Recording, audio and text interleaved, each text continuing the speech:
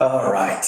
Well, 2025, the global economy is navigating a complex landscape shaped by technological advancements, policy shifts, and geopolitical tensions. We're all super aware of this if you're watching the news these days. But a significant development is the emergence of what everyone is talking about, artificial intelligence or AI, what we used to call machine learning, as something that has become transformative. It's actually transforming it's a force that is across various sectors. We're using it ourselves in all different types of technologies, including our electric vehicles. Most leaders, industry leaders in this case, like, for example, Reid Hoffman, highlighted the AI's potential to drive anybody's innovative approach. It's and the economic growth, while is also acknowledging demands from the different consumers, but as well as challenges such as job displacement. And another topic would be the actual need for thoughtful regulation. So what we should be aware is that in countries like ours, in the United States, the actual economy today has demonstrated resilience. We're still leading the way in so many different ways with a very strong growth, and there is also the decline of inflation. So that's also pretty good. I don't know if it's because of the new president, the new administration, but we're kind of hoping for best, right? The positive trajectory, however, it is attributed to the supply side factors. This includes the increased labor productivity that we have seen throughout the country in different industries. And I would say that also the growing workforce that we're finding. Although this in Europe right now, you would still rely on head hunting agencies that typically charge you quite the penny. So anyway, however, uncertainties loom due to potential policy changes, and this is going to be following the recent presidential election that everybody is still pretty much talking about.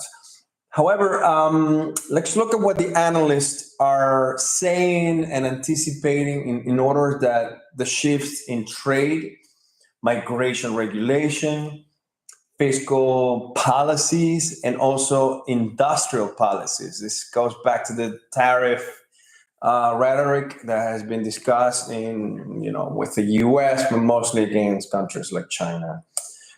And in that case, which could have a long-term implications for both the U.S. and global economies. We don't want to create inflation, and increasing tariffs do damage a lot what's going on.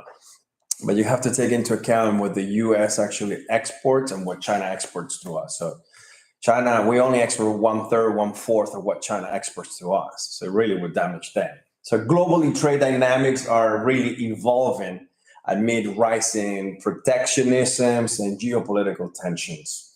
So what I see is that a majority of economists predict further fragmentation in goods and services. And I don't know if I can give you from an example of what we're doing today with dealing with different suppliers, but the price is going up and the time to get these supplies is longer every time. So the trade over the next 3 years, we're leading businesses to restructure these supply chains and regionalize operations. A good example would be when you order parts or components from a given supplier, it really comes down to how many pieces, how many parts and components you're actually ordering from them. So this trend may increase costs for most businesses and consumers, even because if it's expensive for me to make, it's expensive for the client to buy from us, or the distributor or the concessionaire at that point. So this does add complexity to the economic outlook. We'll see how this year plays out. We're actually hitting production ourselves. manufacturing production, and we're trying to lock up these prices as soon as possible.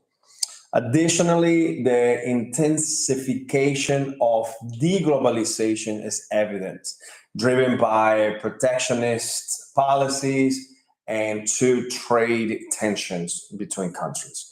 This particular shift is reshaping global supply and economic alliances.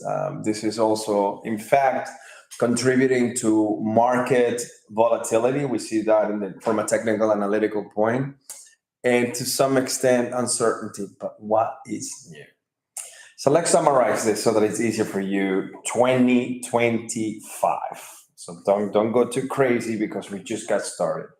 So in summary, 2025 presents a multifaceted economic environment where technological innovation is going to play a big role, but at the same time, in parallel, policy developments and geopolitical factors will converge.